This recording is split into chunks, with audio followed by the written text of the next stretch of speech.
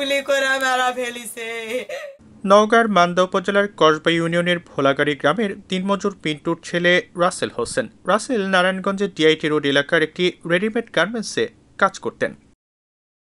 নারায়ণগঞ্জের ওই এলাকায় গত 19 জুলাই শুক্রবার দুপুরে ছাত্রদের সঙ্গে পুলিশের সংঘর্ষ হয়। এ সময় রাসেল কর্মস্থলে যাওয়ার পথে বুকে গুলিবিদ্ধ হন। বিকেলে তাকে উদ্ধার করে ঢাকা মেডিকেল কলেজ হাসপাতালে নেওয়ার পরদিন মারা যান তিনি।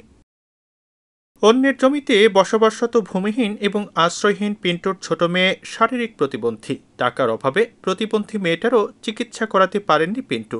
4 ভাই বোনের মধ্যে রাসেল তৃতীয়। পরিবারের অভাবের কারণে পড়ালেখার সুযোগ পাননি রাসেল। আমার ছেলে একটাই, সে নারায়ণগঞ্জ কাজ করত প্রোডাকশনে কারখানা।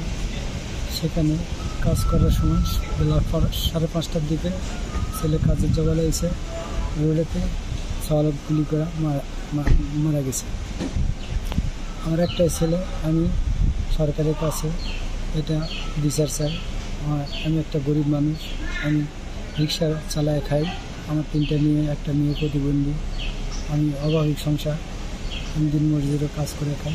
মমিন বলতে মানে তার কিচ্ছি নেই, বাড়ির বাসস্থানও নাই, কবরস্থানে পরের জায়গাতে এসে মাটি দেওয়া হয়েছে। তার কিচ্ছি না, ছোট থেকেই। ওনার দাদারও কিছু নেই, তার বড় বাপের যেটুকু, ওই আসলের বড় বাপের যেটুকু ছিল ছোট বেটাকে দেওয়া আছে, সেই মেয়েটাতে বাড়ি করে আছে। তার থেকে তার কিছুই নেই বাবা, মমিন যাকে বলা হয়। মাত্র কয়েক বছর হলো নিজের ও পরিবারের ভাগ্য বদলানোর জন্য রাসেল ঢাকায় গিয়ে গার্মেন্টসের কাজ শিখছিলেন। রিক্সা চালক বাবার অভাবের সংসারে সবেমাত্র রাসেল হাল ধরতে শুরু করেছিলেন।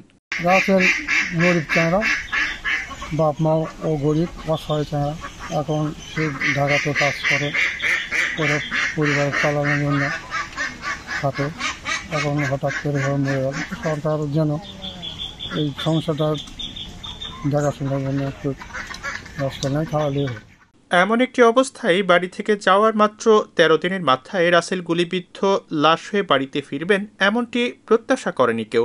সরকারিভাবে এই পরিবারটিকে পুনর্বাসন করার দাবি জানান স্থানীয়রা। বিনি দোষে বিনি অপরাধে আমার বাবার পান কাড়ালিয়া চলে গেল। বাবা কত কষ্ট করলো, তো বিচারিত চাই, সূক্ষ্ম বিচার বাপো আমি সূক্ষ্ম বিচার চাই। আমার বাবার অপরাধ নাই, দোষ নাই, ঘাট নাই, বিনি অপরাধে আমার বাবার জান কাড়ালিয়া চলে গেল।